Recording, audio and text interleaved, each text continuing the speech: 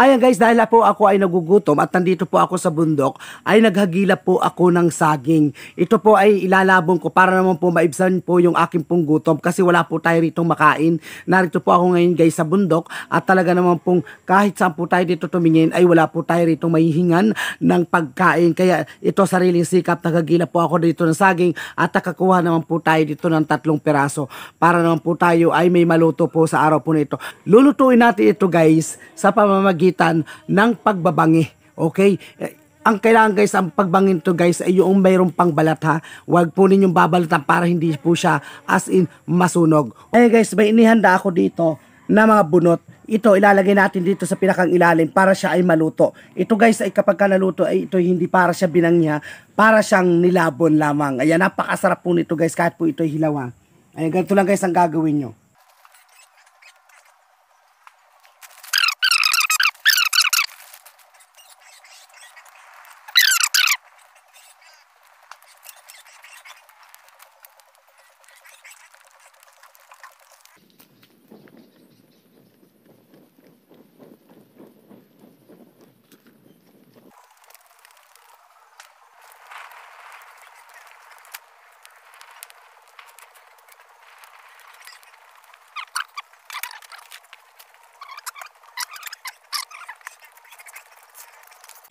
Ito na guys, dahil sa wala tayong bigas, ito muna ating kakainin ngayon. Kasi narito ako sa bundok, wala tayo dito makain.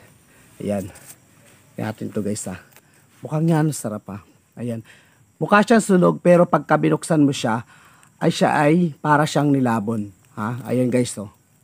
Ayan. Ito na siya. Para siyang nilabon. Hindi siya sunog. Kaya kung kayo ay wala kayong time na sa kaldero, sa kailangan yung tubig, kahit hindi na guys, ang gawin nyo lang yung ginawa ko.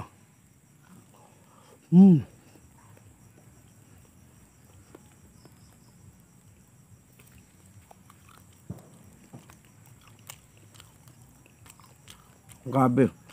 Sarap guys. Malamis-lamis.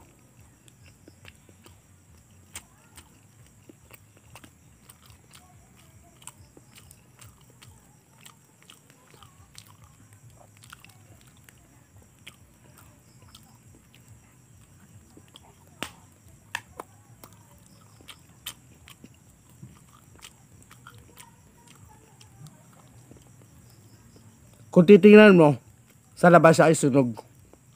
Pero pag binuksan mo siya, para siyang nilabon.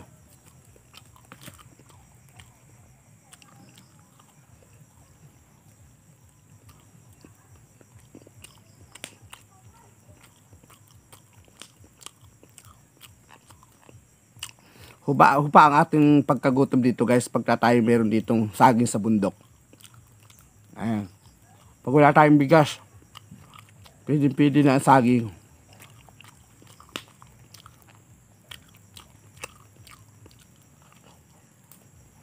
Hap. Musok-usok pa sa init. Ayun guys, ako papaalam na maraming salamat sa inyo lahat. Sana may natutuhan kayo ngayong araw na ito. God bless.